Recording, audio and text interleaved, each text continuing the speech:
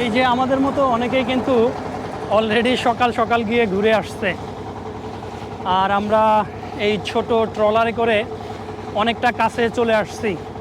যদিও এই সাইডটা মেঘলা, দেখতে পাচ্ছেন মেঘের কারণে পাহাড়টা কিন্তু খুব বেশি স্পষ্ট দেখা যাচ্ছে না।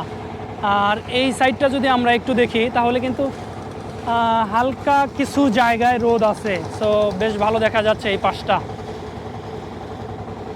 দেখেন শত শত নৌকা যাচ্ছে আসছে, আর এটা হচ্ছে আমাদের নৌকা, খুবই ছোট একটি নৌকা। দেখেন কি সুন্দর করে তরতর করে সামনের দিকে এগিয়ে যাচ্ছে, অপূর্ব এক দৃশ্য। এই নদীর স্বচ্ছ পানি, সামনে সুবিশাল পাহাড় যেটা একদম আকাশের সাথে মিশে গেছে, দেখতে পাচ্ছেন।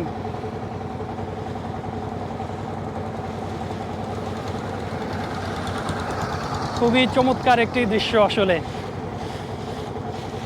যদিও এর আগে আমি একবার আপনাদের দেখিয়েছিলাম, সেটা ছিল আসলে শীতকালে দেখিয়েছিলাম, আর এখন হচ্ছে বর্ষাকাল, পানির পরিমাণটা একটু বেশি আর পাহাড়টাও বেশ সবুজে ভরপুর।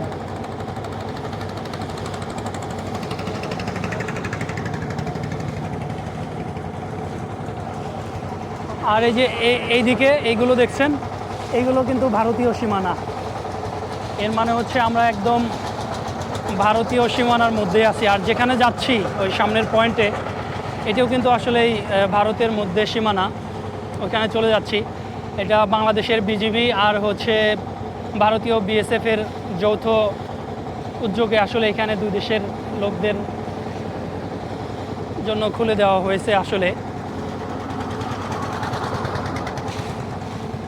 পর্যটকদের জন্য আসলে এই সুযোগটা দেওয়া হয়েছে,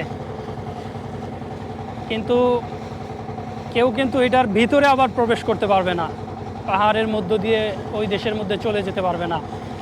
এখানে 0 পয়েন্ট যেটা আছে দু দেশের, সেই জায়গাটাতে এসে যে কেউ এই সৌন্দর্য উপভোগ করতে পারে।